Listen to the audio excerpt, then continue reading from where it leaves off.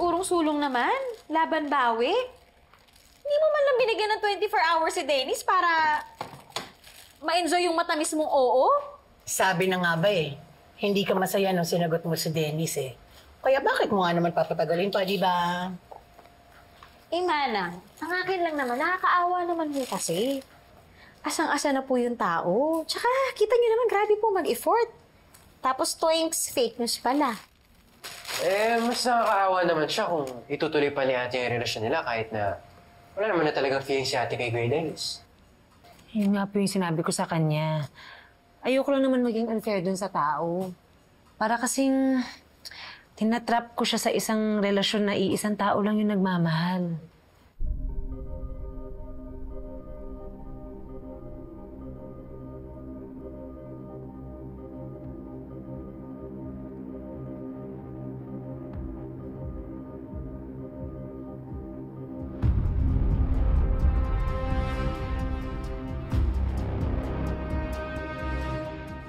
Bes, kawawa naman yun. Baka naman naglulupasay na ngayon yun.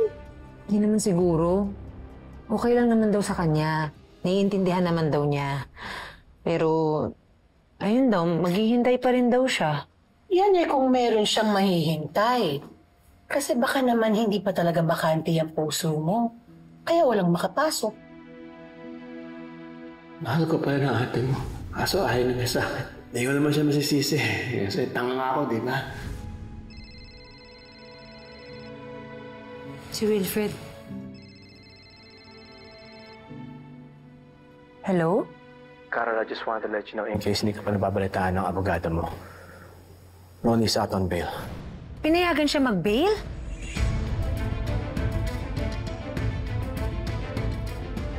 I know. I'm not happy about it too. Just take care, okay? Baka agulin ka niya ulit. Salamat sa warning. Sige. I have to go na. Bye. Sir, andito daw po yung private investigator po. Jeneline, dalawa kami ng maiinom. Opo, sir. Magandang araw, sir. Mr. Arsenio, thank you for coming in such short notice. Ano po ba kung napapagawa niyo? Tungkol to sa namatay kong asawa, si Jocelyn Santos. I want you to find the bastard na nakarelasyon niya. Yes, sir. Ano? Pinakawalan talaga ng impyerno yung babaeng yun? Naku, bes, baka magkasik na naman ang lagi ng demonyitang yan, ha? Buti na itawag agad ni Kuya Wilfred. At least, ate, kahit papaano makakapaghanda ka. Hindi yung gulatan na naman. Oo nga Kahit na hindi masyado maganda yung huli namin pag-uusap, pinaalam pa rin niya sa akin. Halata naman na may concern pa rin siya sa'yo at mahalaga ka sa kanya. Kahit hindi niya alam na hiniwalayan mo na si Dennis, may care pa rin siya sa'yo. Iniisip niya pa rin talaga ang kapakanan mo. Hindi puro forma lang. Yun ang totoong pagmamahal. Ay naku, Manang, hindi po. Para ho sa akin si Dennis ang totoong nagmamahal. Kasi kahit hiniwalayan po siya ni Bes, nandyan pa rin siya, tanggap niya pa rin si Carol. Hindi kanya iniwan. Hindi kagaya ni Wilfred.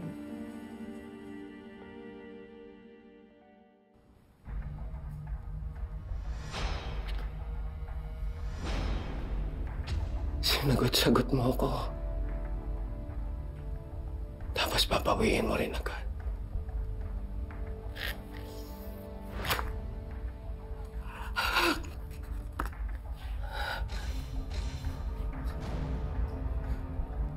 Hindi ako papayag na ma-reject ulit. I can settle for whatever you can give. Kahit on the side lang ako. Joy, huwag mo lang akong iwan, Joy. Please. Hindi pwede yung gusto mo! Hindi ako papayag na ma-reject ulit. Joy. Mahal ko si Wilfred. Hindi ko siya iiwan. Joy. Let me go! Let go! Akin ka lang. Ako, Kuya Carol. Dahil akin ka lang! Akin ka lang!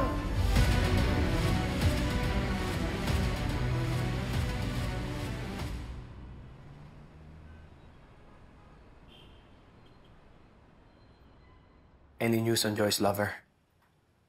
Nakausap mo na ba yung naging kaibigan niya? Wala po makapagsabi sa kanila kung sino yung nakarelasyon ng asawa niyo. Chinek ko na rin po yung mga dating apps pero wala akong nakita ron. But with your permission and access to Mrs. Jocelyn Santos' social media accounts, may nadiskubre ako. Ano yan? Alam po ba ninyo na may isa pang account o tinatawag na dump account ang Mrs. niyo under the name Lone Diamond? Lone Diamond? This is locked. Sigurado ka ba?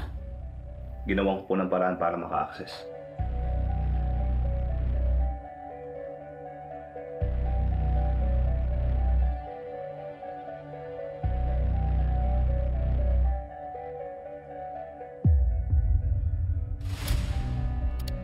Chinek ko na rin po kung sino yung lalaking yan.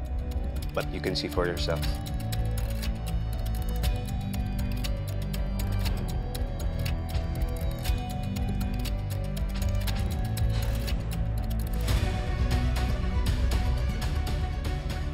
Si Dennis.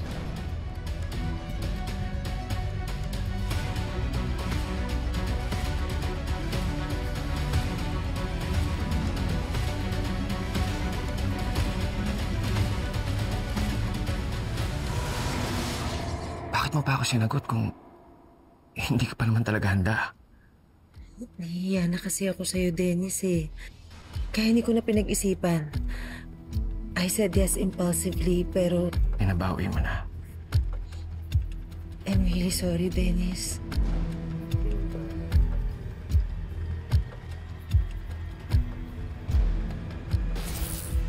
Joy, ang dami-dami ko pang gusto yung tanong sa'yo. Oh, ano nangyari? Nandito siya ka nag-aaway na naman yung dalawa? Hayop! You snake! This piece of trash had an affair with Joy! Did you kill Joy? Magkasama sila ni Wilfred that same day na namatay si Joy. Paano tayo makakasiguro na hindi nga sila magkakonsyaba? Sino kaya sa kanila yung nagsasabi ng totoo? Nothing stopping Wilfred from digging more dirt from you.